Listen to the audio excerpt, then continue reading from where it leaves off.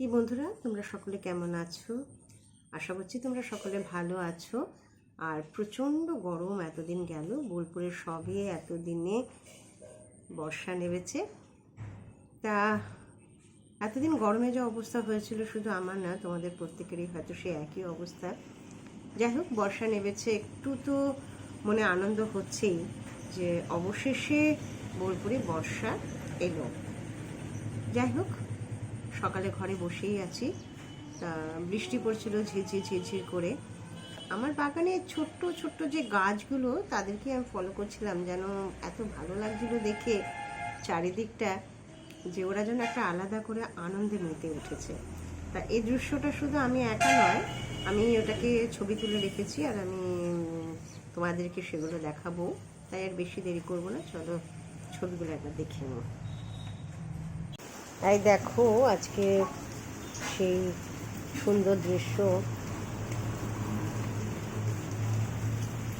ঝিরঝির করে বৃষ্টি পড়ছে, আর গাছপালাদের দেখো যেন নিজেরা স্নান করে নিচ্ছে। সত্যিই তো, আমরা গাছে জল দিই, কিন্তু সেই জল কি সত্যিই তাদের পুরো তৃপ্তি ঘটায়? বোধহয় না।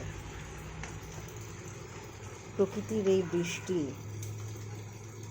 সত্যি খুব সুন্দর, দেখে সত্যিই ভালো লাগছে। দেখো যেমন ছিপছিপ করে বৃষ্টি পড়ছে।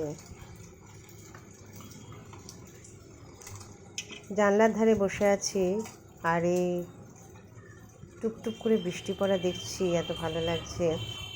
কিছু কিছু দৃশ্য আছে যা ভাষায় প্রকাশ করা সম্ভব নয়, তাই সরাসরি তোমাদেরকে দেখাচ্ছি ছবি তুলে। আর এই মুহূর্তে কত গান, কত কবিতা যে মনে পড়ছে।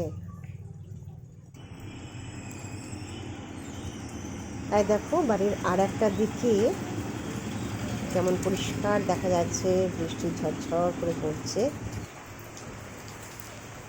এই মুহূর্তে কবি রবীন্দ্রনাথ ঠাকুরের একটি গান ভীষণ মনে পড়ছে, আজি ঝড়ো ঝড়ো মুখর বাদর দিনে।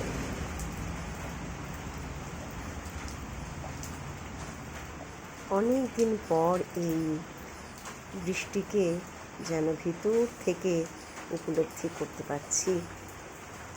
আশা করছি তোমরাও সকলে উপলব্ধি করছো। আজকে এ পর্যন্তই।